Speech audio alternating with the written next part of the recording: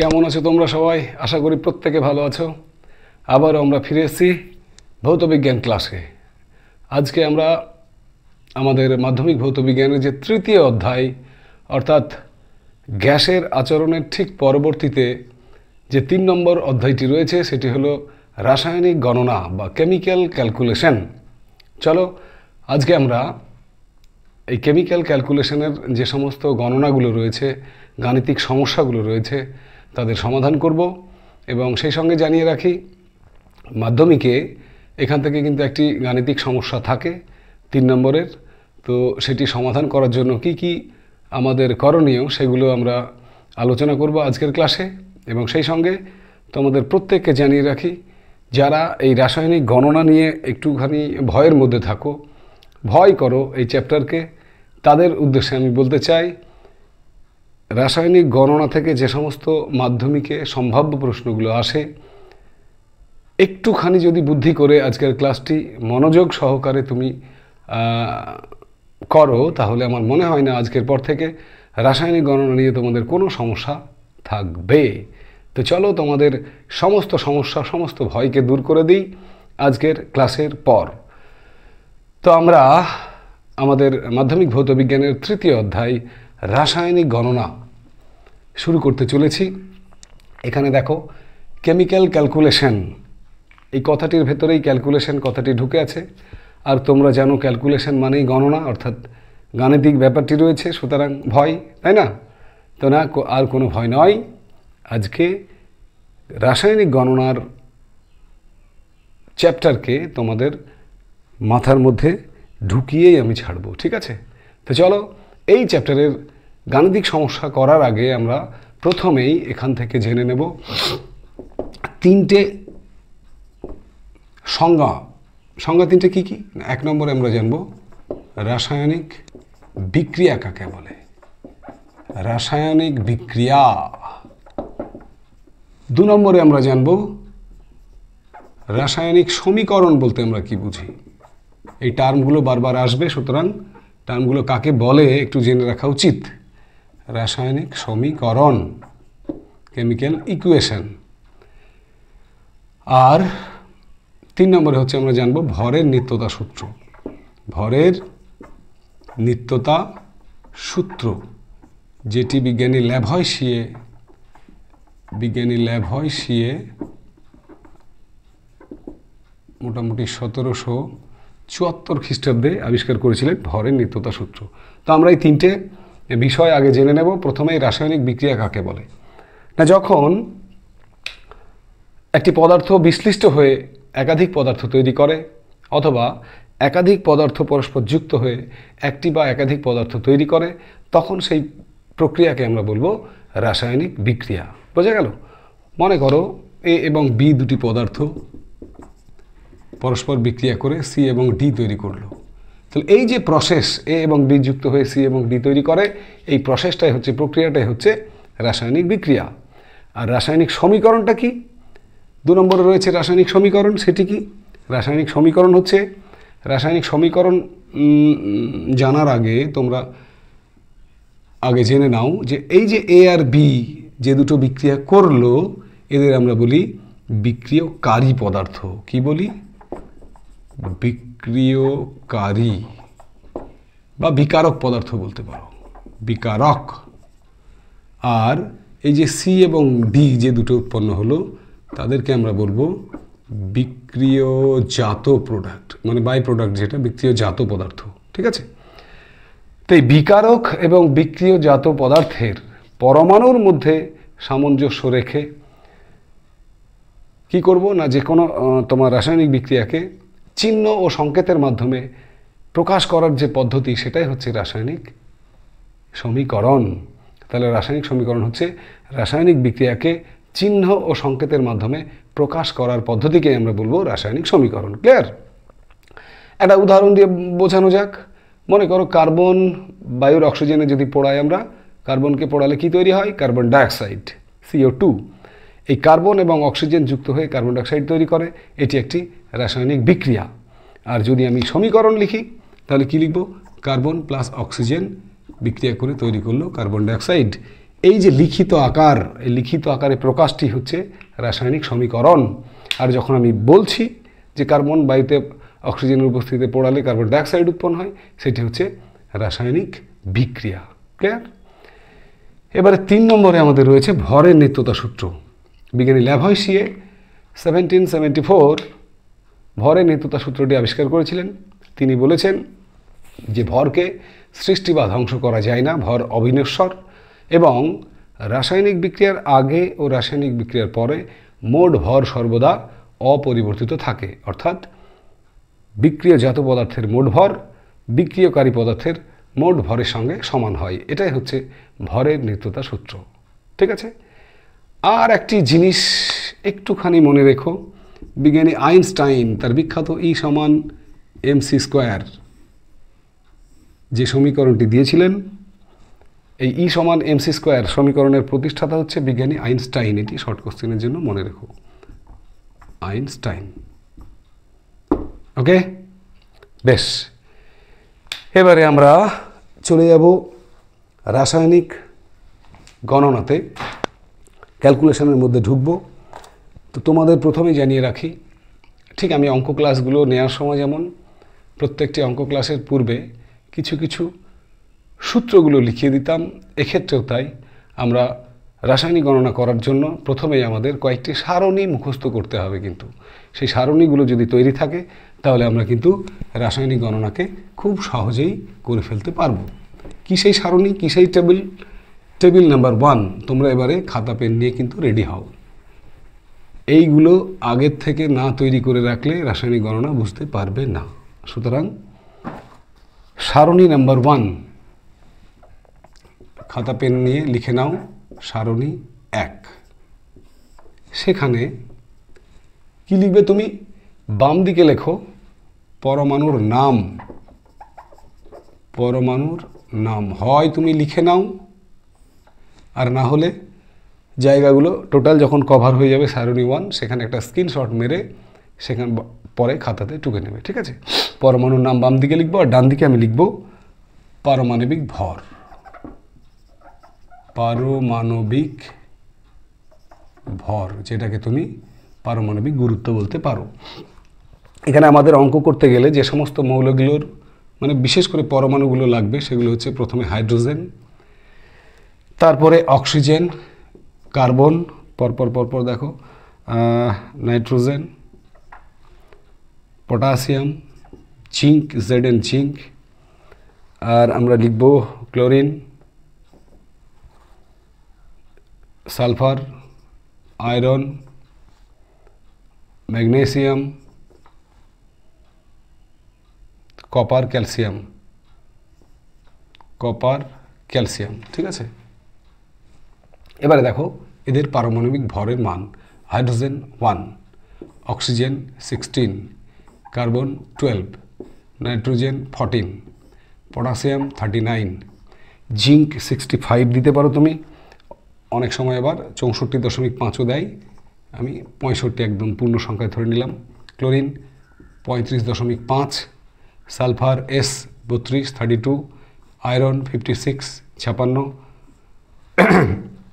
Magnesium 24, আর রয়েছে copper, calcium. কপারের হচ্ছে তোমার 63.5, সরি 4, 63.4, 5 দিলেই হবে, 63.5। ঠিক আছে?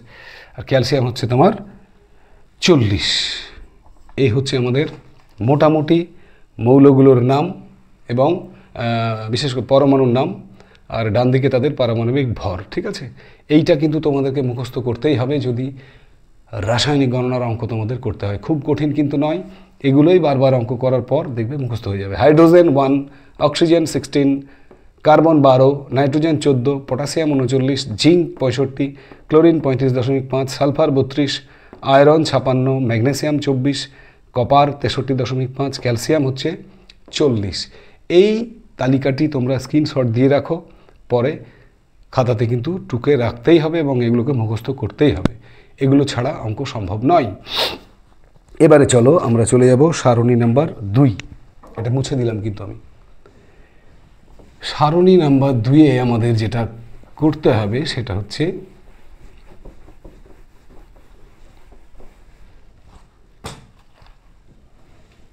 আয়তন নির্ণয়ের অঙ্কের জন্য 2 নম্বর টেবিল। আয়তন নির্ণয়ের অঙ্কের জন্য আমরা 1 মোল মানে আমরা জানি 1 গ্রাম অণু, তো সেই 1 গ্রাম অণু পরিমাণ বেশ কিছু পদার্থের মান কত 1 গ্রাম অণুর বা 1 মোলের, সেটা আমরা লিখে নেব সারণী 2 এ। তো প্রথমে লেখো 1 গ্রাম অণু হাইড্রোজেন, লেখো 1 গ্রাম অণু, গ্রাম আর অণুর মাঝে একটা 1 গ্রাম অণু হাইড্রোজেন সমান, দেখো 1 গ্রাম অণু হাইড্রোজেন মানে কত, 2 গ্রাম হাইড্রোজেন, 2 গ্রাম হাইড্রোজেন। ঠিক তেমনি করে আমরা বেশ কিছু 1 গ্রাম অণু অর্থাৎ 1 মোলের মান বের করে রাখবো। এবারে লেখো 1 গ্রাম অণু অক্সিজেন সমান কী হবে, অক্সিজেন যদি 16 হয় 16 দুগুণে 32, তাহলে 32 গ্রাম অক্সিজেন। ঠিক আছে। 1 গ্রাম অণু অ্যামোনিয়া বের করো, 1 গ্রাম অণু NH3, N এর মান 14, H3 মানে 3, 14 3 17, তাহলে 17 গ্রাম NH3। 1 গ্রাম অণু কার্বন ডাইঅক্সাইড কত হবে, CO2, C এর মান 12, অক্সিজেনের মান 32, 16 দুগুণে 32, তাহলে 12 আর 32 44 গ্রাম CO2। আর কি দরকার, 1 গ্রাম অণু জল H2O কত হবে হিসাব করো, 2 একে 2 আর 16 কত হবে 18 গ্রাম H2O। এগুলো সব কিন্তু 1 গ্রাম অণু মানে মোল, অর্থাৎ তোমাকে যদি বলি 1 মোল হাইড্রোজেন মানে কত গ্রাম, 2 গ্রাম হাইড্রোজেন। 1 মোল জল মানে কত গ্রাম, 18 গ্রাম জল। ঠিক আছে। নেক্সট আমরা দেখে নেব 1 মোল সালফিউরিক অ্যাসিড H2SO4, হিসাব করো, H2 মানে 2, সালফার মানে 32, ও 4 মানে হচ্ছে 16 × 4 মানে 464, যোগ করলে কত হবে 98 গ্রাম H2SO4। ঠিক তেমনি 1 গ্রাম অণু ক্যালসিয়াম কার্বনেট কত হবে, CaCO3, C এর মান 40, 12 3 16 48, যোগ করলে কত হবে 100 গ্রাম CaCO3। ঠিক আছে। তো এই হচ্ছে আমাদের সারণী নাম্বার 2। 2 নম্বর সারণী কি করলাম আমরা, প্রত্যেকটি পদার্থের 1 গ্রাম অণু অর্থাৎ 1 মোলের ভরগুলো কত সেগুলো বের করে নিলাম। এখানে আর দুটো পয়েন্ট তোমাদের মনে রাখতে হবে বিশেষভাবে, সেটা হচ্ছে 1 গ্রাম অণু যে কোনো পদার্থে এখানে লিখে নেবে, তোমরা এখানে লিখে নেবে 1 গ্রাম অণু যে কোনো পদার্থের অণু সংখ্যা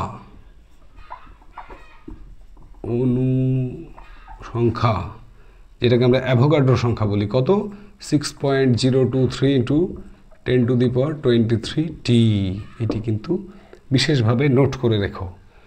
আর আরও একটি পয়েন্ট আমি লিখে দিচ্ছি, 1 গ্রাম অণু যে কোনো পদার্থের STPতে আয়তন কত হবে না 22.4 লিটার। এই দুটো তথ্য কিন্তু মাথায় রাখবে। এই হচ্ছে আমাদের টেবিল নাম্বার 2, সারণী 2।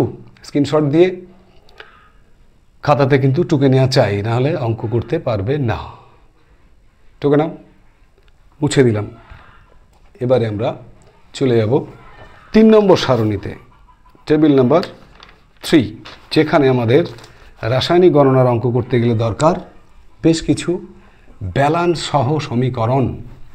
সেই ব্যালান্স সহ সমীকরণ আমরা বেশ কয়েকটি বাছাই করা সমীকরণ নেব, এবং যেগুলো আশা করব মাধ্যমিকে সেগুলোর মধ্যেই কিন্তু তোমরা পেয়ে যাবে। এই সমীকরণ যেগুলো আমরা লিখব সেগুলো কিন্তু মনে রেখো বিশেষভাবে, ব্যালান্স না করে কোনো অঙ্ক কিন্তু তুমি করতে পারবে না, ব্যালান্স তোমাকে করতেই হবে। সুতরাং আগে থেকে আমি যদি বাছাই করা কয়েকটি সমীকরণ লিখে রাখি তাহলে আমাদের পরীক্ষার ক্ষেত্রে সুবিধা হবে। সারণী 3, টেবিল 3, 3 নম্বর সারণী। খাতা পেন বের করো, লিখে নাও সবাই। প্রথম বিক্রিয়া, খুব সহজ বিক্রিয়া, 2H2 + O2, হাইড্রোজেনের সঙ্গে অক্সিজেনের বিক্রিয়া কী উৎপন্ন হয়, 2 অণু জল। রাসায়নিক বিক্রিয়া নাম্বার 2, তৃতীয় সমীকরণে লেখো পটাশিয়াম ক্লোরেট 2KClO3, এটি L কিন্তু সমান 2KCl + 3O2। পটাশিয়াম ক্লোরাইডকে উত্তপ্ত করলে পটাশিয়াম ক্লোরাইড এবং অক্সিজেন, 3 অণু অক্সিজেন উৎপন্ন হয়। 3 নম্বর রাসায়নিক বিক্রিয়া লেখো, ক্যালসিয়াম কার্বনেট CaCO3, ক্যালসিয়াম কার্বনেটকে উত্তপ্ত করলে উৎপন্ন হবে calcium oxide plus carbon dioxide CO2। ঠিক আছে, নেক্সট হচ্ছে 4 নম্বরে লেখো, আয়রন এবং স্টিম 4H2O। উত্তপ্ত আয়রনের উপর দিয়ে যদি স্টিম চালনা করা হয় তাহলে ফেরোসোফেরিক অক্সাইড Fe3O4 এবং তার সঙ্গে 4 অণু জল উৎপন্ন হয়, 4 অণু হাইড্রোজেন উৎপন্ন হয়। ঠিক আছে, 3Fe প্লাস 4H2O সমান Fe3O4 প্লাস 4H2। আয়রন, উত্তপ্ত আয়রন, স্টিম বা জল, ফেরোসোফেরিক অক্সাইড, হাইড্রোজেন। নেক্সট 5 নম্বর বিক্রিয়া লিখে নাও, অ্যামোনিয়াম ক্লোরাইডের সাথে ক্যালসিয়াম হাইড্রোক্সাইড বা কলিচুনের বিক্রিয়া। Ammonium chloride 2NH4Cl plus কলিচুন CaOH2 এর বিক্রিয়া কি উৎপন্ন হবে? ক্যালসিয়াম ক্লোরাইড CaCl2 প্লাস 2 অণু অ্যামোনিয়া 2NH3 প্লাস 2 অণু জল, ব্যাস 2NH4Cl প্লাস CaOH2 সমান CaCl2 plus 2NH3 plus 2H2O। এটি অ্যামোনিয়া গ্যাসের প্রস্তুতি মনে করে দেখো। অ্যামোনিয়াম ক্লোরাইডের সঙ্গে কলিচুনের বিক্রিয়ায় ক্যালসিয়াম ক্লোরাইড, অ্যামোনিয়া এবং জল উৎপন্ন হয়। বিক্রিয়া নাম্বার 6 নম্বরে লেখো, কিউপ্রিক অক্সাইডের সঙ্গে হাইড্রোজেন গ্যাসের বিক্রিয়ায়, বিক্রিয়াটি খুব সহজ, কি উৎপন্ন হবে? কপার প্লাস জল। বিক্রিয়া নাম্বার 7, এবারে ক্যালসিয়াম কার্বনেটের সঙ্গে হাইড্রোক্লোরিক অ্যাসিডের বিক্রিয়া। Calcium carbonate plus hydrochloric acid 2 অণু লাগবে 2HCl সমান কি উৎপন্ন হবে? CaCl2 plus carbon dioxide plus জল, কার্বন ডাইঅক্সাইড প্লাস জল। বিক্রিয়া নাম্বার 8 লেখো, শেষ বিক্রিয়া FeS ফেরাস সালফাইডের সঙ্গে সালফিউরিক অ্যাসিডের বিক্রিয়ায় উৎপন্ন হবে ফেরাস সালফেট প্লাস H2S। এই যে 8খানা 1 2 3 4 5 6 7 8 এই 8টা বিক্রিয়া তোমরা একটা স্ক্রিনশট দিয়ে রেখে দাও। তোমাদের পরীক্ষাতে এই 8খানা রাসায়নিক বিক্রিয়ার মধ্যে অঙ্ক থাকবে। সুতরাং ব্যালান্স সহ, দেখো প্রত্যেকটা ব্যালান্স করাই রয়েছে, ব্যালান্স সহ রাসায়নিক বিক্রিয়া এবং 1 নম্বর তালিকায় যে পারমাণবিক ভরের তালিকা দেওয়া হলো তার মানগুলো মুখস্থ করলেই কিন্তু এখান থেকে কোনো অঙ্ক আটকাবে না। সুতরাং তোমরা রেডি হয়ে যাও। আমরা গুরুত্বপূর্ণ, মাধ্যমিকে আসার মতো গুরুত্বপূর্ণ এখান থেকে প্রায় 10-এর অধিক 12টি বা 13টি অঙ্ক আমরা করব। আশা করি সেখান থেকেই ব্যাস রাসায়নিক গণনার অঙ্ক পেয়ে যাব কমন। ঠিক আছে, তো চলো প্রশ্নগুলো একটু কষ্ট করে টুকে নিও, সেই সঙ্গে উত্তরগুলো। ঠিক আছে, তো চলো আজকে রাসায়নিক গণনার প্রথম অঙ্ক মুছে দিলাম। রাসায়নিক গণনা শিখে যাওয়ার পরে মন কিন্তু ভালো হয়ে যাবে, বারবার মনে হবে স্যার আর কিছু অঙ্ক দেন, আর কিছু অঙ্ক দেন। খুব ইন্টারেস্টিং, খুবই মজাদার একটি অধ্যায় হচ্ছে অধ্যায় 3, কেমিক্যাল ইকুয়েশন বা কেমিক্যাল ক্যালকুলেশনস বা রাসায়নিক গণনা। তো চলো রাসায়নিক গণনার অঙ্ক নাম্বার 1, প্রথম অঙ্ক। তো অঙ্ক তো প্রথমে টুকতেই হবে তোমাকে। প্রথম অঙ্কটি টুকে নাও। 50 গ্রাম চুনাপাথরকে উত্তপ্ত করলে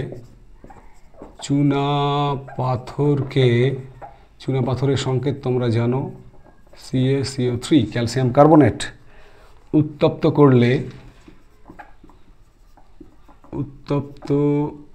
করলে কত না কি পরিমাণ কার্বন ডাইঅক্সাইড উৎপন্ন হবে? কি পরিমাণ CO2 উৎপন্ন হবে? আমি পড়ে দিচ্ছি, আরেকবার শুনে নাও।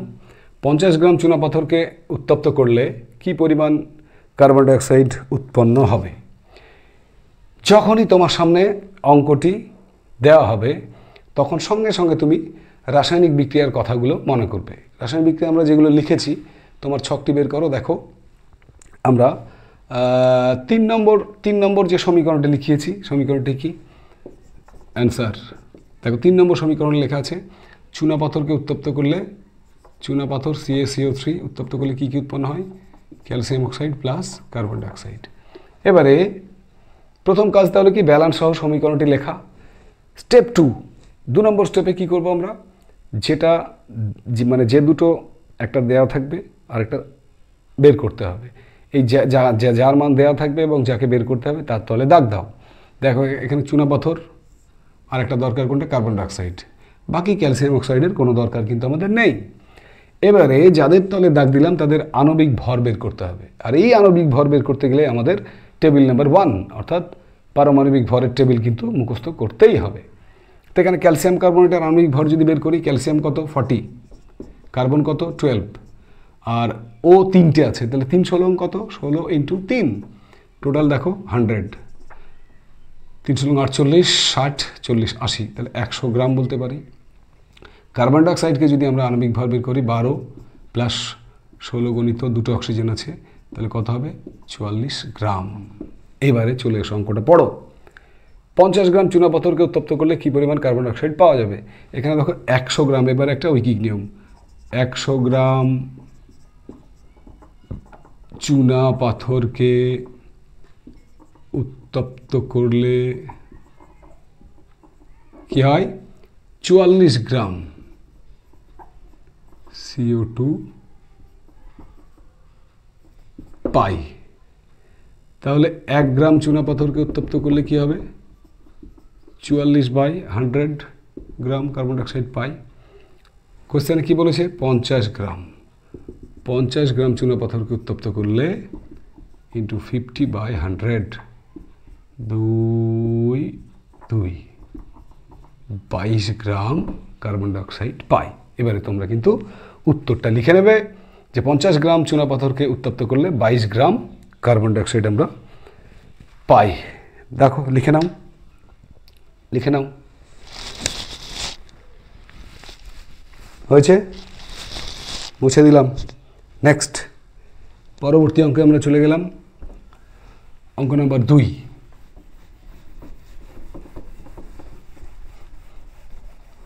দেখো 2 নম্বর অঙ্কে কি বলেছে?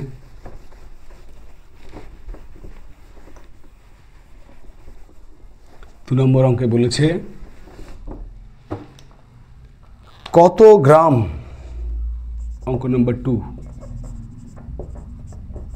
কত গ্রাম ক্যালসিয়াম কার্বনেটের সঙ্গে CaCO3 ক্যালসিয়াম কার্বনেট এর সঙ্গে অতিরিক্ত HCl বিক্রিয়া করে অতিরিক্ত HCl বিক্রিয়া করে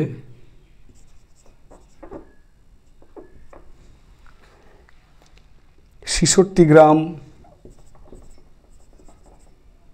CO2 উৎপন্ন করবে। তাহলে আমাদের প্রথম কাজ কি? অঙ্কটাকে পড়ো একবার। কত গ্রাম ক্যালসিয়াম কার্বনেটের সঙ্গে অতিরিক্ত HCl বিক্রিয়া করে 66 গ্রাম কার্বন ডাইঅক্সাইড উৎপন্ন করবে। এবারে সঙ্গে সঙ্গে আমরা চলে যাব টেবিল নাম্বার 3। 3 নম্বর টেবিলে লক্ষ্য করে দেখো 7 নম্বর বিক্রিয়া যেটি রয়েছে, 7 নম্বর বিক্রিয়াটি কি রয়েছে? অ্যান্সার এখানে 7 নম্বর বিক্রিয়াটি রয়েছে ক্যালসিয়াম কার্বনেটের সঙ্গে HCl এর যে ব্যালেন্স সহ বিক্রিয়া সেটি হচ্ছে CaCO3 প্লাস 2HCl। কী উৎপন্ন হবে? Calcium chloride plus carbon dioxide plus জল। Calcium chloride plus carbon dioxide plus জল। এবারে কোন দুটো দরকার? একটা দরকার আমার ক্যালসিয়াম কার্বনেটের তলে দাগ দিলাম, আর একটা দরকার কার্বন ডাইঅক্সাইডের তলে আমরা দাগ দিলাম। আণবিক ভর বের করো। আণবিক ভর বার করতে গেলে দেখো ক্যালসিয়াম 40, 12 আর 3 16 48, তোমরা আগে বের করেছিলে কত? কিছুক্ষণ আগেই 100। তাহলে এটা ক্যালসিয়াম কার্বনেট 100 গ্রাম। কার্বন ডাইঅক্সাইড আগের অঙ্কেই পেয়েছো 44 গ্রাম, আর বের করলাম না 44 গ্রাম। এবার কি বলছে? 66 গ্রাম কার্বন ডাইঅক্সাইড উৎপন্ন করবে। তাহলে 66 গ্রাম কার্বন ডাইঅক্সাইড উৎপন্ন করতে গেলে কত গ্রাম ক্যালসিয়াম কার্বনেট দরকার? না, ঘুরিয়ে লেখো, 44 গ্রাম CO2 পেতে দরকার 100 গ্রাম। ভাষা নিজের মতো, ঐকিক নিয়মের ভাষাটা তুমি নিজের মতো ব্যবহার করতে পারো। এখানে আমি লিখলাম 44 গ্রাম কার্বন ডাইঅক্সাইড বা CO2 পেতে দরকার 100 গ্রাম CaCO3। ঠিক আছে, তাহলে 1 গ্রাম কার্বন ডাইঅক্সাইড পেতে দরকার কী হবে? 100/44 গ্রাম ক্যালসিয়াম কার্বনেট। আর 66 গ্রাম কার্বন ডাইঅক্সাইড পেতে দরকার 100 × 66/44। 11 দিয়ে কাটো, 6 × 66, 4 × 44, 3 × 6, 2 × 4, 50 × 100, তাহলে 3 × 5 কত? 115, 150 গ্রাম। উত্তর লিখে দাও। 66 গ্রাম কার্বন ডাইঅক্সাইড উৎপন্ন করতে 150 গ্রাম ক্যালসিয়াম কার্বনেট প্রয়োজন। ঠিক আছে, নেক্সট টুকে নাও, আমি কিন্তু মুছে দেব। হয়েছে আশা করি, চলো মুছে দিলাম। অঙ্ক নাম্বার 3। 3 নম্বর অঙ্কে কি বলেছে? 3-এর দাগে অঙ্ক দেখো, 3-এর দাগের অঙ্ক টুকে নাও। উত্তপ্ত লোহার উপর দিয়ে, 3 নম্বর কোশ্চেন, উত্তপ্ত লোহার উপর দিয়ে, উত্তপ্ত লোহার উপর দিয়ে স্টিম চালনা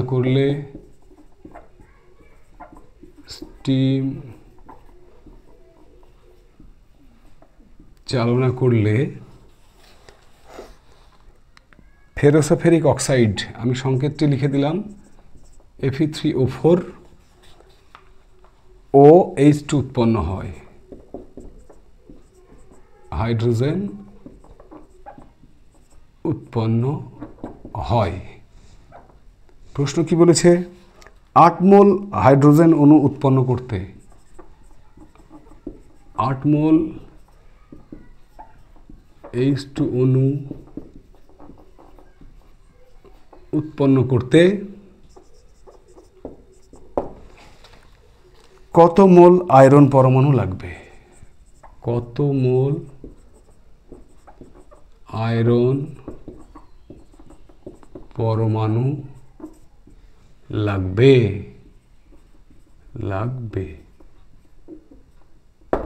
পড়ে দিচ্ছি, শুনে নাও অঙ্কটি আরেকবার।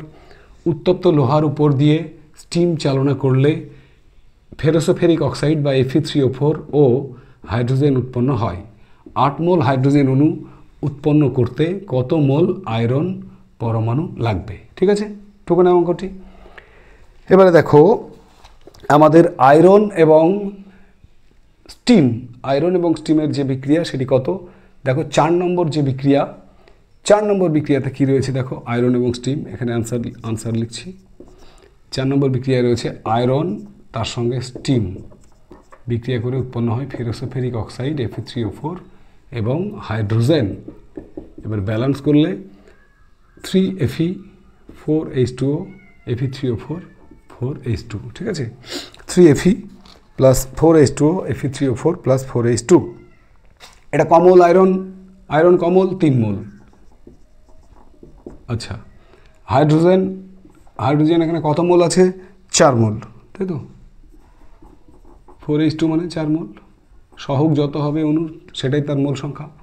তাহলে এখানে ভালো করে দেখো, 8 মোল হাইড্রোজেন অণু উৎপন্ন করতে কত মোল আয়রন দরকার? খুব সহজ, 4 মোল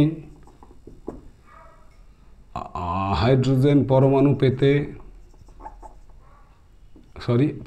হাইড্রোজেন অণু পেতে 4 মোল হাইড্রোজেন অণু পেতে দরকার কত? দরকার 3 মোল আয়রন, 3 মোল Fe। ঠিক আছে, 3 মোল Fe। তাহলে 1 মোল হাইড্রোজেন অণু পেতে দরকার 3/4 মোল Fe। আর ওরা চেয়েছে 8 মোল, এই দেখো অঙ্কে চেয়েছে 8 মোল। তাহলে 8 মোল হাইড্রোজেন পেতে দরকার 3 গুণিত 8/4, কাটাকাটি করো, খুব সহজ একখানা অঙ্ক, 6 মোল। তাহলে উত্তর হয়ে গেল 8 মোল হাইড্রোজেন অণু উৎপন্ন করতে কত মোল আয়রন পরমাণু লাগবে, না আমাদের উত্তর হয়ে গেল কিন্তু 6 মোল হাইড্রোজেন লাগবে। ওকে, দেখে নাও, স্ক্রিনশট মেরে নাও, সেখান থেকে খাতায় টুকে নাও। আমরা চলে যাব অঙ্ক নাম্বার 4, মুছে দিলাম।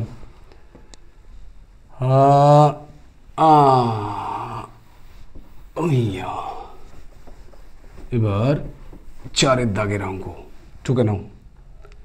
4-এর অঙ্ক বলেছে 10 কেজি চুনাপাথর থেকে, অঙ্ক নাম্বার 4, 10 কেজি চুনাপাথর থেকে কি পরিমাণ কার্বন ডাইঅক্সাইড পাওয়া যায়, কি পরিমাণ CO2 পাওয়া যায়। ব্যাস, চুনাপাথর থেকে কার্বন ডাইঅক্সাইড, অর্থাৎ ক্যালসিয়াম কার্বনেট থেকে কার্বন ডাইঅক্সাইড, ক্যালসিয়াম কার্বনেট থেকে কার্বন ডাইঅক্সাইড। 3 নম্বর যে বিক্রিয়াটি লিখেছিলে, আনসার দেখো, 3 নম্বরের বিক্রিয়া কী ছিল, ক্যালসিয়াম কার্বনেট CaCO3, তাকে যদি উত্তপ্ত করি তাহলে calcium oxide plus carbon dioxide উৎপন্ন হবে। চুনাপাথর CaCO3 তলে দাগ দাও, কার্বন ডাইঅক্সাইড CO2 তলে দাগ দাও। এটি তো তোমরা জানো 100, কার্বন ডাইঅক্সাইডও জানো 44। তাহলে এটা যেহেতু এককটা কেজিতে আছে, এটা কেজি দিলাম, এটাও কেজি দিলাম। ব্যাস, নিজের ভাষা দিয়ে ঐকিক নিয়ম করো। 10 কেজি চুনাপাথর থেকে কী পরিমাণ কার্বন ডাইঅক্সাইড পাওয়া যায়, ঐকিক নিয়ম 100 কেজি চুনাপাথর, চুনাপাথর মানে CaCO3, 100 কেজি চুনাপাথর থেকে 44 কেজি CO2 পাই বা পাওয়া যায়, যা ইচ্ছে লেখো। 1 কেজি চুনাপাথর থেকে 44/100, আর 10 কেজি চুনাপাথর থেকে তাহলে কী হবে, 44 গুণিত 10/100, 44কে যদি 10 দিয়ে ভাগ করি 4.4 কেজি। তাহলে আমাদের উত্তর পেয়ে গেলাম। কি পরিমাণ কার্বন ডাইঅক্সাইড পাওয়া যায়, উত্তর হবে 4.4 কেজি কার্বন ডাইঅক্সাইড পাওয়া যায়। লিখে নাও, অঙ্ক নাম্বার 4 হয়ে গেল। এবারে আমরা চলে যাব 5-এর দাগের অঙ্ক, মুছে দিলাম কিন্তু, ঠিক আছে। প্রত্যেকটা অঙ্ক কিন্তু মাধ্যমিকের জন্য গুরুত্বপূর্ণ। হয়তোবা আজকের যে সমস্ত অঙ্কের সমাধানগুলো করে দেওয়া হচ্ছে, আগামী টেস্ট পরীক্ষা বা মাধ্যমিক পরীক্ষাতে তারই মধ্যে কোনো একখানি অঙ্ক তুমি কমন পেয়ে যাবে, আর তখন খুব মজা, তাই না? একটু কষ্ট করে টুকে নাও, একটু কষ্ট করে বুঝে নাও। বুঝতে গিয়ে কোনো সমস্যা হলে কমেন্টে জানিও, আমি আবারও বুঝিয়ে দেবো, ঠিক আছে? তো চলো 5-এর দাগের কোশ্চেন টুকে নাও। Question number 5, 10.7 gram ammonium chloride, আমি সংকেত দিয়ে ছোট্ট করে লিখছি, ammonium chloride NH4Cl, ammonium chloride এর সঙ্গে, অ্যামোনিয়াম ক্লোরাইডের সঙ্গে কলিচুন মিশিয়ে উত্তপ্ত করলে, কলিচুন মিশিয়ে উত্তপ্ত করলে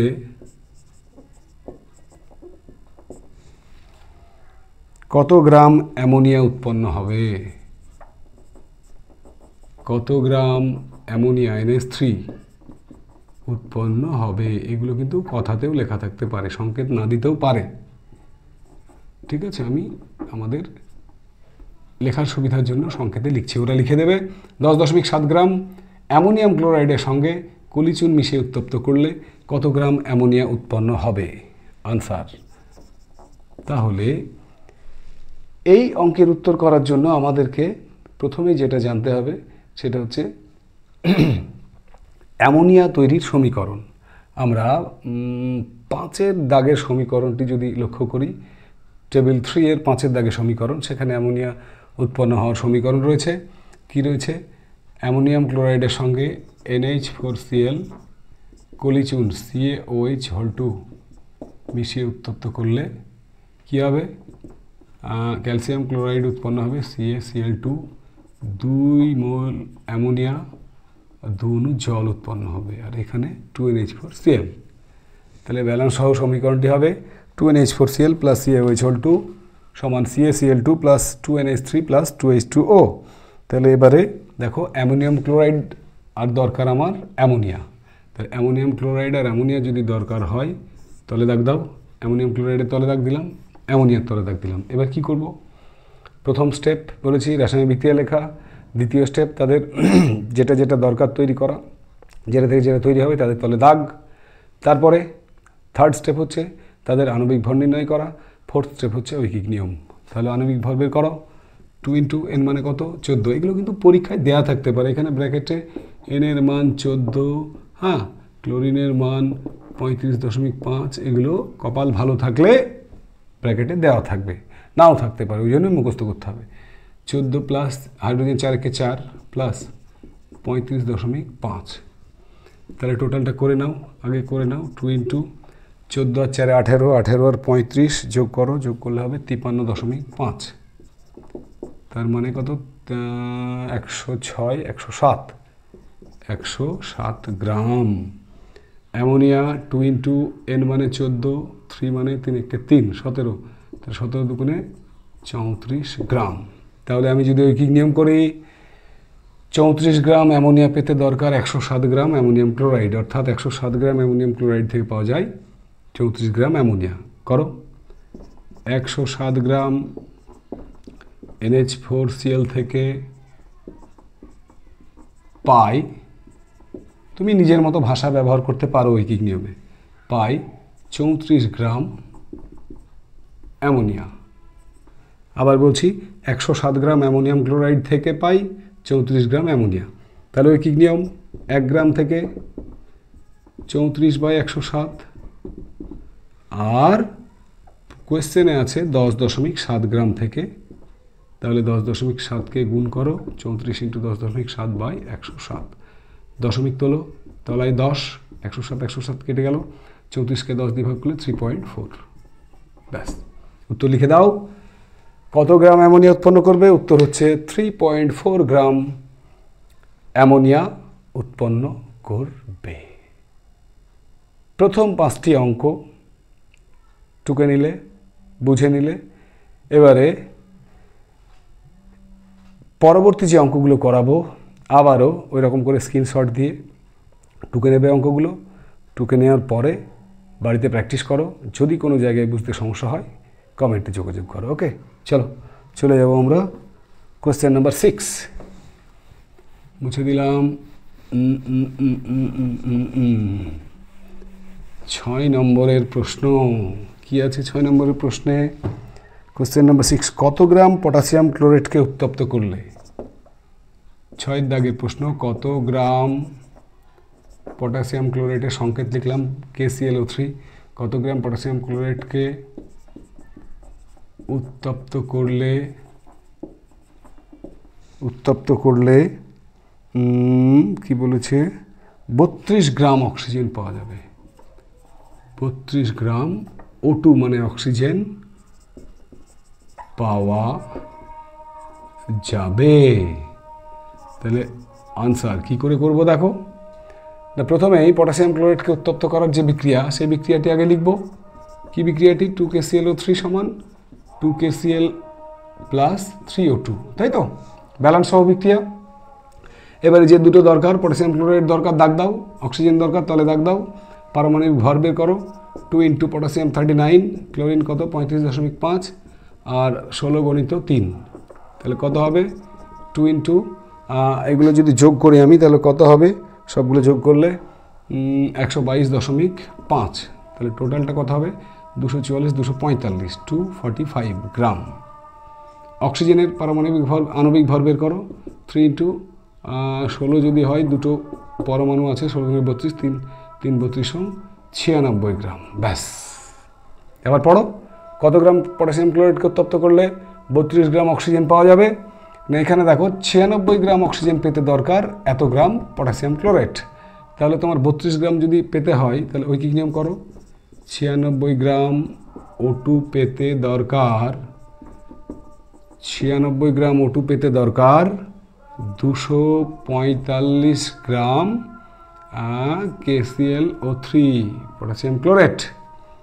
তাহলে 1 গ্রাম অক্সিজেন পেতে দরকার 245/96 KClO3, আর কত বলেছে 32 গ্রাম অক্সিজেন পেতে দরকার 245 × 32/96। 3 দিয়ে কাটবে, 3 32 96। এটা যদি আমি ভাগ করি তাহলে 3 8 24, 3 1 3, 2 নামলো। তাহলে তুমি পূর্ণতেই করতে পারো, অথবা যদি পয়েন্ট করো 3 1 3, 2 নামলো, 3 6 18। এটা প্রায় লেখো, হ্যাঁ, এত গ্রাম, এটা প্রায়, ব্যাস। তাহলে আমাদের উত্তর লিখবো আমরা 32 গ্রাম অক্সিজেন পেতে 81.6 গ্রাম KClO3কে উত্তপ্ত করতে হবে, ব্যাস। তাহলে এখানে অঙ্কগুলোতে দেখো, অঙ্কে কিন্তু কঠিন কিছু নেই। মূল জায়গা অঙ্ক যাই থাকুক না কেন, তোমাকে ব্যালান্স সহ সমীকরণ জানতে হবে। আর ওই যে পারমাণবিক ভরের যে তালিকা, পারমাণবিক গুরুত্বের যে পরমাণুগুলোর তালিকা, সেগুলো মুখস্থ করতে হবে, ব্যাস। আণবিক ভরটা দুই দিকে বের করো, একটা ঐকিক নিয়ম করো, উত্তর পেয়ে যাবে। তো চলো আমরা চলে যাব অঙ্ক নাম্বার 7। 7 নম্বরের অঙ্ক কি বলেছে দেখে নাও একবার। 7 নম্বর অঙ্কটি বলেছে 122.5 গ্রাম, অঙ্ক নাম্বার 7, 122.5 গ্রাম পটাশিয়াম ক্লোরেট, আবার পটাশিয়াম ক্লোরেটের অঙ্ক, KClO3কে উত্তপ্ত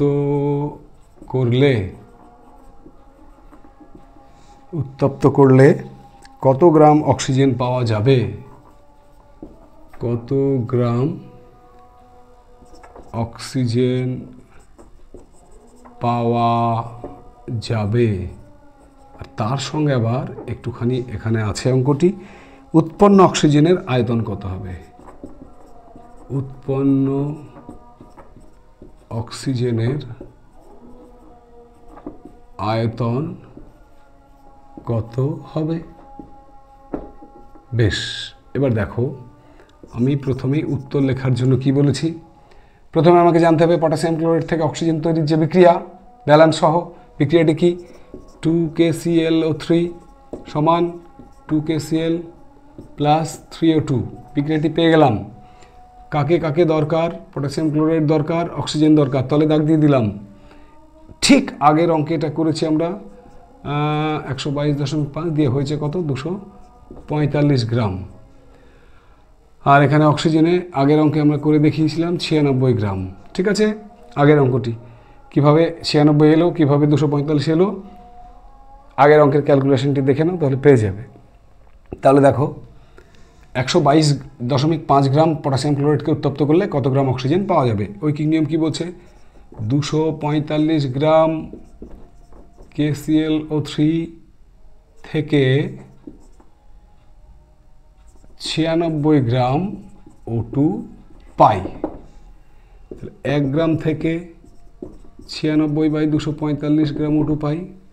আর বলেছে 122.5 গ্রাম থেকে 96 × 122.5 বাই কত? 245। ব্যাস, কাটাকাটি করো, 122.5 দুগুণে কিন্তু 245 হয়। আর এটা দিয়ে যদি এটাকে কাটি, 4 দুগুণে 8, 1 নামলো 8 দুগুণে 16, 48 গ্রাম অক্সিজেন পাবো। তাহলে আমরা একটা উত্তর পেয়ে গেলাম। কত গ্রাম অক্সিজেন পাওয়া যাবে? উত্তর হচ্ছে 48 গ্রাম অক্সিজেন পাওয়া যাবে। আরেকটি উত্তর রয়েছে, উৎপন্ন অক্সিজেনের আয়তন কত হবে? এখানে অক্সিজেনের বেলায় দেখে নাও। আচ্ছা, এটা তোমরা মুছে নাও আগে, এটা মুছে দিলাম আমি, আশা করি টোকা হয়েছে তোমাদের, মুছে দিলাম। বাকি অঙ্কের উত্তরটুকু করার জন্য দেখো, এখানে বলেছে উৎপন্ন অক্সিজেনের আয়তন কত। তো আমরা আগে দেখে নেব 1 গ্রাম অণু অক্সিজেন মানে কত গ্রাম আমরা জানি, 32 গ্রাম অক্সিজেন। এটাও তালিকা থেকে, সারণী টেবিল থেকে পেয়ে যাবে। 1 গ্রাম অণু অক্সিজেন সমান 32 গ্রাম অক্সিজেন। তাহলে আমরা কি জানি, 32 গ্রাম O2 এর NTP বা STP তে আয়তন কত? এনটিপি বা এসটিপিতে আয়তন সমান 22.4 লিটার। ঠিক আছে, তাহলে 1 গ্রাম অক্সিজেনের এসটিপিতে আয়তন কত হবে? 22.4 বাই 32 গ্রাম, 32 লিটার সরি। আর ওরা চেয়েছে 48 গ্রাম, ওই পরিমাণ অক্সিজেনের আয়তন, তার মানে 48 গ্রাম পেয়েছিলাম অক্সিজেন, তাহলে 48 গ্রামের আয়তন কত হবে? 22.4 গুণিত 48 বাই 32, কাটাকাটি করো 16 দিয়ে, 16 দুগুণে 32, 3 16 48, 2 দিয়ে কাটো, 11 দুগুণে 22.2, 3 দিয়ে গুণ করলে 3 দুগুণে 6, 3 3, অর্থাৎ 33.6 লিটার। আমরা উত্তর লিখব। প্রথম উত্তরটি কত গ্রাম অক্সিজেন পাওয়া যাবে, তার উত্তর হচ্ছে 48 গ্রাম অক্সিজেন পাওয়া যাবে। আর দ্বিতীয় উত্তর, উৎপন্ন অক্সিজেনের আয়তন কত না, উৎপন্ন অক্সিজেনের এসটিপিতে আয়তন হবে 33.6 লিটার। ওকে, বোঝা যাচ্ছে তো? আশা করি বুঝতে পারছো। অঙ্কগুলো সব যখন কমপ্লিট হয়ে যাবে বারবার প্র্যাকটিস করো, সেখান থেকে পেয়ে যাবে, আর কোনো সমস্যা থাকবে না। ওকে, চলো এরপরে আমরা চলে যাব অঙ্ক নম্বর 8, মুছে দিলাম।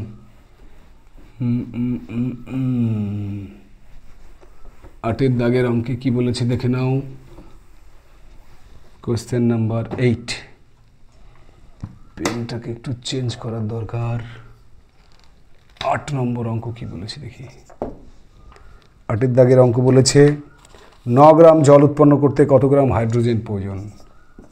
9 গ্রাম জল উৎপন্ন করতে কত গ্রাম হাইড্রোজেন প্রয়োজন?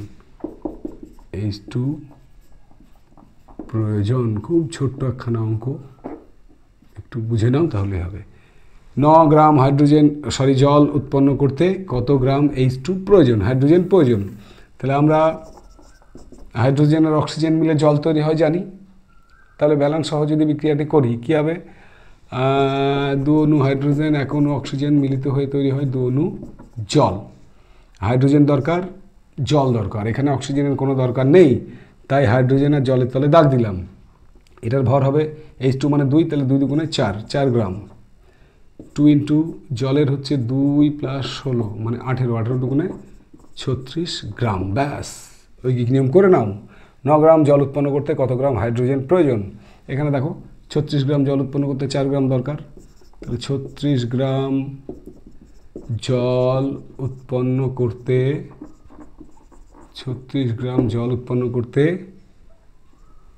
4 গ্রাম H2 দরকার। 1 গ্রাম জল উৎপন্ন করতে কি দরকার? 4/36। আর বলেছে 9 গ্রাম জল উৎপন্ন করতে কত গ্রাম হাইড্রোজেন দরকার? 4 গুণিত 9/36, 4 9 36, 4 4 কেটে গেলে 1 গ্রাম হাইড্রোজেন দরকার। ঠিক আছে, উত্তর লিখব আমরা। 9 গ্রাম জল উৎপন্ন করতে 1 গ্রাম হাইড্রোজেন প্রয়োজন।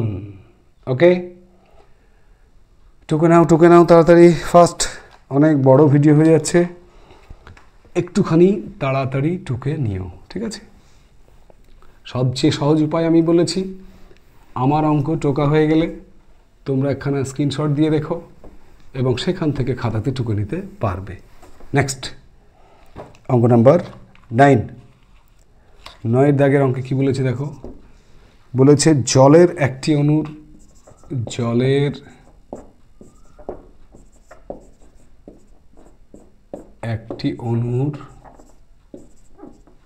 ভর কত?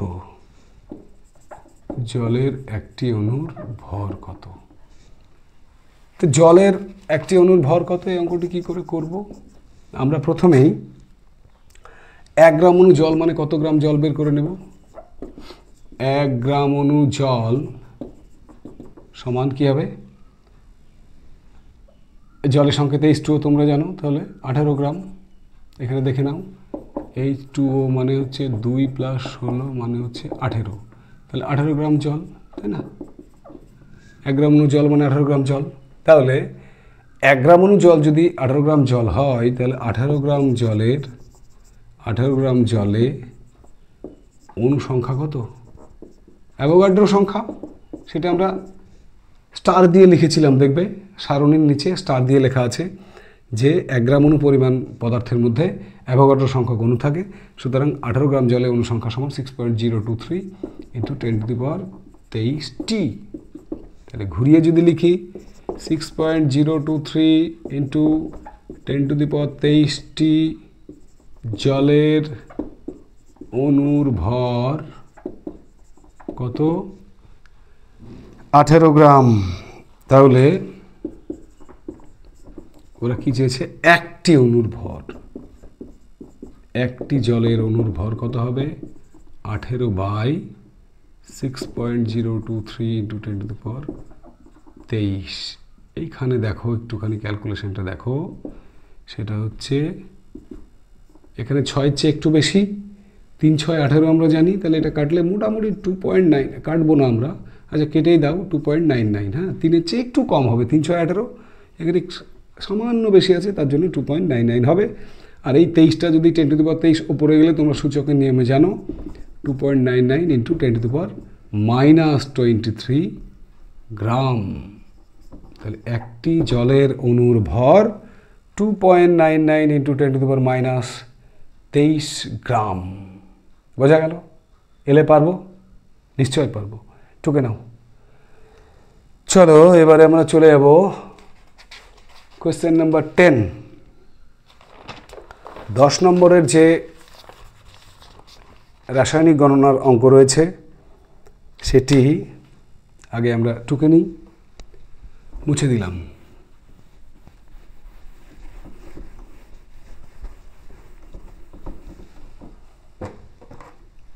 দশের অঙ্কটি লেখো, কোয়েশ্চেন নাম্বার 10, একটুখানি বড় কোয়েশ্চেনটি, সাবধানে টুকো।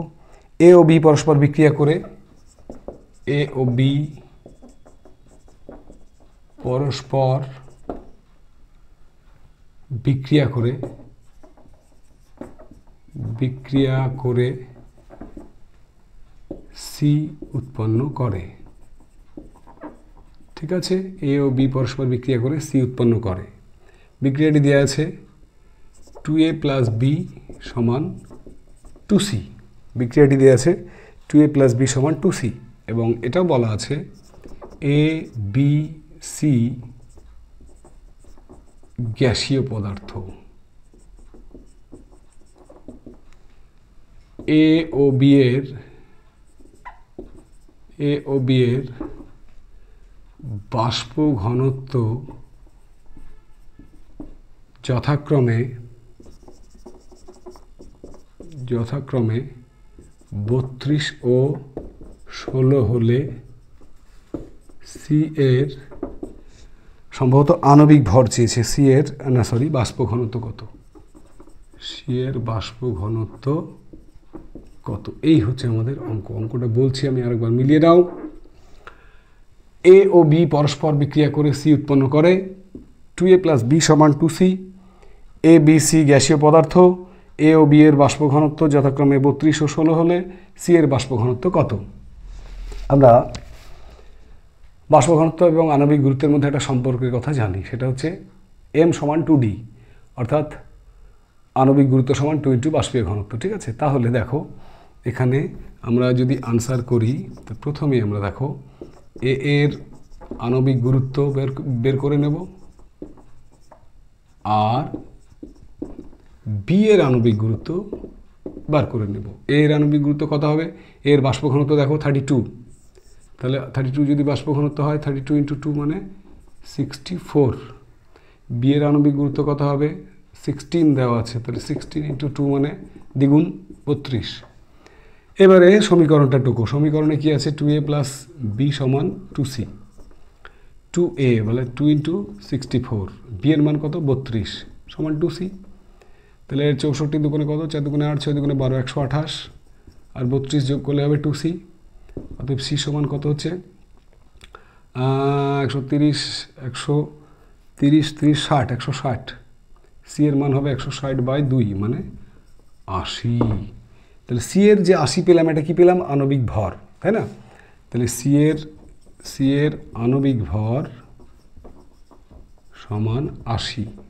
অতএব সি এর বাষ্প ঘনত্ব কত হবে? 80/2 মানে 40। এটাই হবে আমাদের উত্তর। টোকে নাও।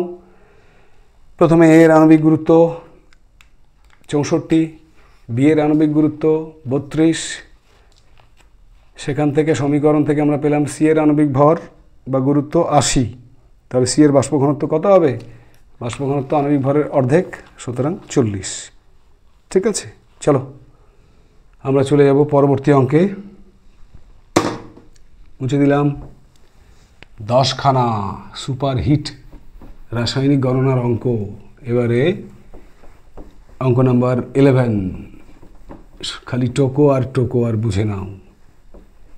মাথায় একবার ঢুকলে রাসায়নিক বিক্রিয়ার অঙ্ক কিন্তু আর কিছুতেই বার হবে না। অঙ্ক মাধ্যমিকে এলে তুমি পারবেই পারবে। ঠিক আছে, চলো আমরা এবারে দেখে নেব অঙ্ক নাম্বার 11 কি বলেছে। 11 দাগের অঙ্ক।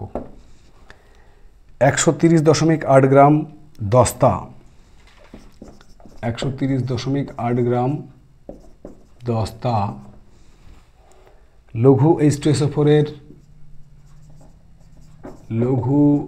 H2SO4 এর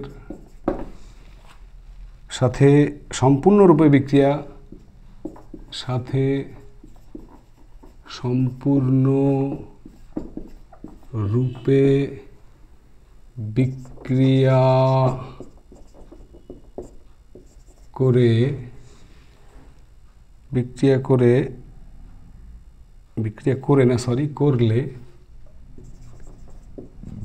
করলে কত গ্রাম হাইড্রোজেন উৎপন্ন হবে? কত গ্রাম হাইড্রোজেন উৎপন্ন হবে? তার সঙ্গে এসটিপিতে উৎপন্ন হাইড্রোজেনের আয়তন কত হবে? এসটিপিতে উৎপন্ন হাইড্রোজেনের আয়তন কত হবে? দেখা যাক কত হবে। অ্যান্সার দেখো, 130 গ্রাম দস্তা। দস্তা মানে কি? Zn, zinc. তাহলে আমরা কি করব? Zn বা দস্তার সঙ্গে সালফিউরিক অ্যাসিডের বিক্রিয়াটি দেখে নেব।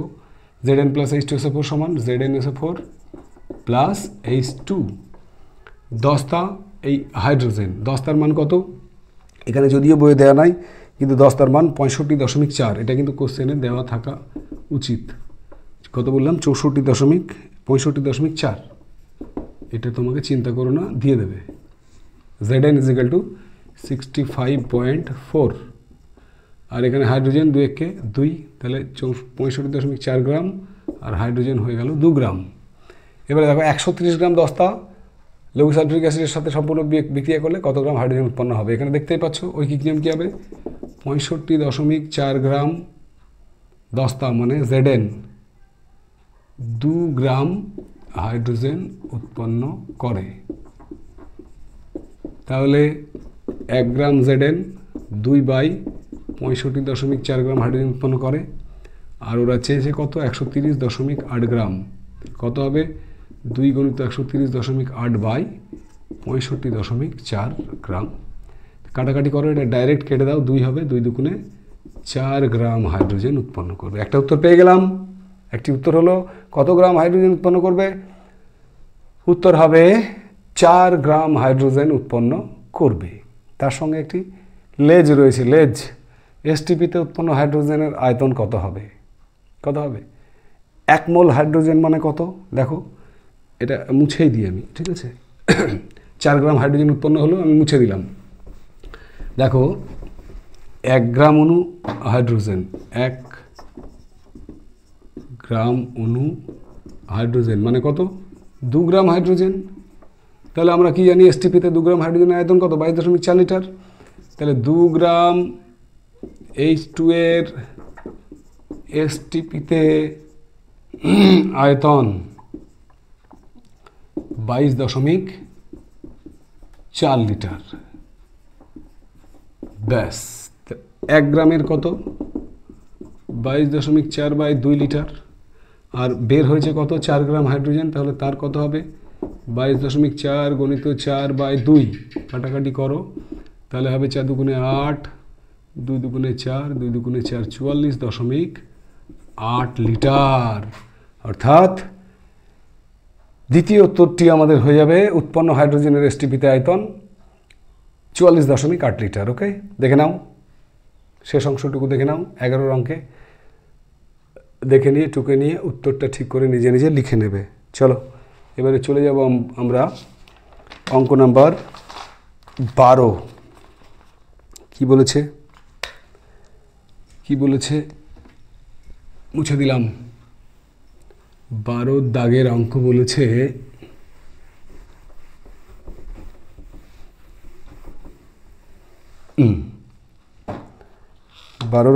কত গ্রাম কার্বন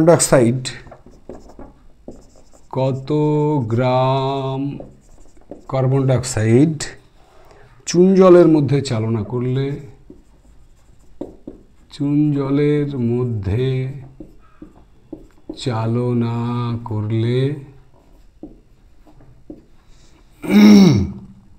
50 গ্রাম ক্যালসিয়াম কার্বনেট উৎপন্ন হবে। ঠিক আছে, আরেকবার মিলিয়ে নাও। কত গ্রাম কার্বন ডাইঅক্সাইড চুন জলের মধ্যে চালনা করলে 50 গ্রাম ক্যালসিয়াম কার্বনেট CaCO3 উৎপন্ন হবে। তাহলে আনসার করার সময় আমরা কি করব, চুন জলের সঙ্গে কার্বন ডাইঅক্সাইডের বিক্রিয়া, চুন জলের সঙ্গে ক্যালসিয়াম হাইড্রোক্সাইড এর সঙ্গে কার্বন ডাইঅক্সাইডের বিক্রিয়া, তাহলে কি উৎপন্ন হবে, ক্যালসিয়াম কার্বনেট CaCO3 এবং জল। এখানে লক্ষ্য করে দেখো কত গ্রাম কার্বন ডাইঅক্সাইড, তাহলে CO2 তারা দাগ দাও, ক্যালসিয়াম কার্বনেট উৎপন্ন হবে, ক্যালসিয়াম কার্বনেট তারা দাগ দাও। কার্বন ডাইঅক্সাইড তোমরা জানো 44 গ্রাম, ক্যালসিয়াম কার্বনেটের আণবিক ভর তাও জানো 100 গ্রাম। ব্যাস 50 গ্রাম ক্যালসিয়াম কার্বনেট উৎপন্ন হবে, ঐকিক নিয়ম করো, তাহলে 100 গ্রাম CaCO3 পেতে দরকার কত গ্রাম, 44 গ্রাম CO2।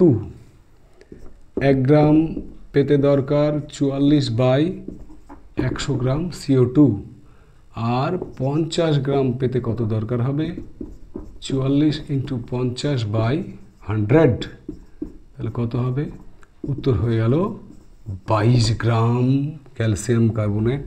আচ্ছা, 50 গ্রাম ক্যালসিয়াম কার্বনেট পেতে 22 গ্রাম কার্বন ডাইঅক্সাইড চুন জলের মধ্যে চালনা করতে হবে, তাই তো? প্রশ্নটা পড়ে নিয়ে উত্তরটা কিন্তু ঠিকভাবে নিজেকে লিখতেই হবে। আমাদের উত্তরটা লিখবো আমরা 22 গ্রাম চুন জলের মধ্যে চালনা করলে 50 গ্রাম ক্যালসিয়াম কার্বনেট উৎপন্ন হবে। ওকে, চলো ঠোকে নাও। এবারে অঙ্ক নাম্বার 13, আমরা প্রায় শেষের দিকে চলে এসেছি। 13, যত রকম পারা যায় সমস্ত রকমের অঙ্কগুলো তোমাদের করিয়ে দেওয়ার চেষ্টা করছি, যাতে করে মাধ্যমিকে তোমাদের এই চ্যাপ্টার থেকে অন্তত রাসায়নিক গণনা থেকে 3 নম্বরের ব্যবস্থা হয়ে যায়। 3 সমাধান করতে পারলেই 3। এছাড়াও ছোট ছোট 1 নম্বর 2 নম্বরের প্রশ্ন তো থাকেই। তো চলো 13 নম্বর প্রশ্ন। 13 নম্বরের প্রশ্ন বলছে 4 গ্রাম NaOH কে 4 গ্রাম NaOH কে প্রশমিত করতে, প্রশমিত ওয়ার্ডটা দেখো, প্রশমিত নিউট্রালাইজ করতে কত গ্রাম H2SO4 প্রয়োজন, কত গ্রাম H2SO4 প্রয়োজন। টুকে নাও, টোকা হয়েছে, এবারে মিলিয়ে নাও। 4 গ্রাম NaOH কে প্রশমিত করতে কত গ্রাম H2SO4 প্রয়োজন, আনসার দেখে নাও। আমরা NaOH এর সাথে যদি সালফিউরিক অ্যাসিডের বিক্রিয়া ঘটাই, তাহলে প্রশমন বিক্রিয়ায় উৎপন্ন হবে Na2SO4 প্লাস কী হবে এখানে Na2SO4 এর সঙ্গে কি তৈরি হবে, Na2SO4 প্লাস 2 অণু জল উৎপন্ন হবে 2H2O, আর তার জন্য এখানে লাগবে 2। এবারে দেখো NaOH H2SO4 একই দিকে রয়েছে, সমস্যা নাই। তোমরা প্রথমেই সোডিয়াম হাইড্রোক্সাইডের আণবিক ভর বের করতে হবে, সালফিউরিক অ্যাসিডের আণবিক ভর বের করে নিতে হবে। তাহলে 2 ইন্টু N এর মান পরীক্ষায় আমি আগেই বলেছি, কপাল ভালো থাকলে এখানে Na সমান 23 দেওয়া থাকবে। এখানে তোমার সালফারের মান 32, সেটা তো জানোই, সালফার দেওয়া থাকবে। আর কপাল খারাপ থাকলে কিন্তু মুখস্থ করেই লিখতে হবে তোমাকে। তো যাই হোক, N এর মান 23 ধরে নিলাম, অক্সিজেনের মান 16, হাইড্রোজেনের মান 1। কত হলো দেখো, 2 ইন্টু 23 আর 1 24, 24 30 40, তাহলে 2 ইন্টু 40, 40 দুগুণে কত হলো 80 গ্রাম। এইদিকে সালফিউরিক অ্যাসিডের 2, সালফার 32, 4 × 64 যোগ করলে কত হবে 98 গ্রাম। ব্যাস, 4 গ্রাম NaOH-কে প্রশমিত করতে কত গ্রাম H2SO4 প্রয়োজন? দেখো 80 গ্রামকে প্রশমিত করতে 98 গ্রাম প্রয়োজন। তাহলে ঐকিক নিয়মে আমরা কী লিখব, 80 গ্রাম NaOH প্রশমিত করতে কত দরকার, 98 গ্রাম H2SO4 লাগে বা প্রয়োজন, যা ইচ্ছা লিখতে পারো। 80 গ্রাম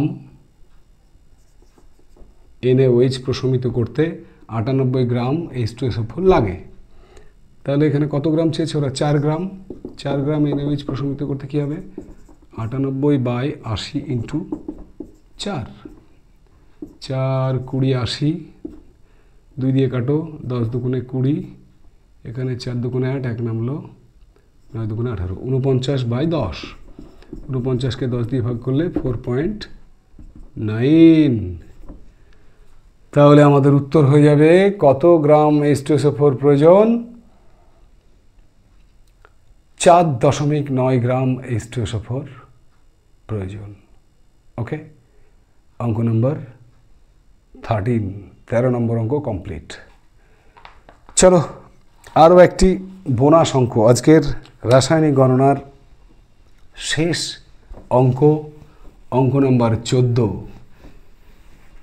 কি আছে 14 নম্বর অঙ্কে, চলো দেখে নেওয়া যাক আজকের এই অধ্যায়ের শেষ অঙ্ক। দেখো অঙ্কের কোনো শেষ হয় না, আমি অঙ্কের ধরনগুলোকে বেছে বেছে তোমাদের জন্য বাছাই করা 14টি অঙ্ক তোমাদের সামনে আজকে করিয়ে দিচ্ছি। এইগুলোর ঠিক অনুরূপ অঙ্কগুলো রাসায়নিক গণনার অনুশীলনীতে কিছু পাবে, অন্যান্য টেক্সট বুকগুলোতে পাবে, সেখান থেকে অঙ্কগুলোকে একই রকমভাবে সমাধান করার চেষ্টা করবে। ওকে, তো চলো আজকের শেষ অঙ্ক 14 নম্বর অঙ্ক কি বলছে। 14 নম্বর অঙ্কে বলেছে এসটিপিতে 89.6 লিটার, এসটিপিতে 89.6 লিটার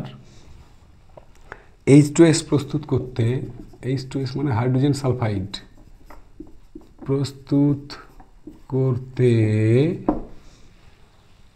কত গ্রাম ফেরাস সালফাইড প্রয়োজন, অর্থাৎ FeS প্রয়োজন। মিলিয়ে নাও, এসটিপিতে 89.6 লিটার H2S প্রস্তুত করতে কত গ্রাম FeS প্রয়োজন, আনসার। তাহলে আমি কি বলেছি, অঙ্ক পড়ার সঙ্গে সঙ্গেই ব্যালান্স সহ রাসায়নিক বিক্রিয়াটি লিখতে হবে। তাহলে এখানে তুমি দেখো FeS প্রয়োজন, তাহলে FeS থেকে যদি H2S তৈরি করতে হয় তাহলে সালফিউরিক অ্যাসিডের সঙ্গে বিক্রিয়া ঘটাতে হবে। একদম 8 নম্বরের আমাদের টেবিল 3-তে যে 8 নম্বরের বিক্রিয়াটি রয়েছে, Fe + H2SO4 সমান FeSO4 + H2S।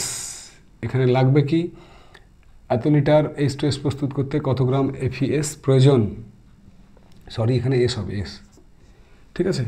তো দেখো এখানে এই যে FeSকে যদি আমি, আয়রনের মান আমরা জানি কত, আয়রন এখানে দেওয়া থাকবে, আয়রন 56, সালফার 32, তাহলে FeS বার করো, 56 + 32 কত হয়, 88 গ্রাম। ওইদিকে এখানে দেখো হাইড্রোজেন সালফাইড মোলে করব আমরা, যেহেতু অঙ্কটা আয়তনের অঙ্ক, এর সহগ কত 1, অর্থাৎ H2S যদি একটি থাকে তার মানে কি 1 মোল, 1 মোল H2S। তাহলে 1 মোল H2S পেতে আমাদের দরকার 88 গ্রাম FeS। প্রশ্নটা কি করেছে? 89.6 লিটার H2S প্রস্তুত করতে, ঠিক আছে। তো এখানে 1 মোল মানে কত? 1 মোল মানে আমরা জানি 22.4 লিটার। এসটিপিতে 1 মোল মানে 22.4 লিটার, তাই না? তাহলে আমরা দেখো এখানে পেয়ে যাব এসটিপিতে 22.4 লিটার, H2S পেতে 88 গ্রাম FeS দরকার বা প্রয়োজন। এসটিপিতে 1 লিটার H2S পেতে 88/22.4 FeS দরকার। আর এসটিপিতে কত চেয়েছে? 89.6 লিটার। কত হবে তাহলে? 89.6/22.4। ভয়ের কিছু নেই, 4 দিয়ে গুণ করলেই দেখো 4 দিয়ে কেটে যাবে, এটা 4। এবার গুণ করো, 4 32 2 থেকে 3, 4 32 3 33 34 35, 352 গ্রাম।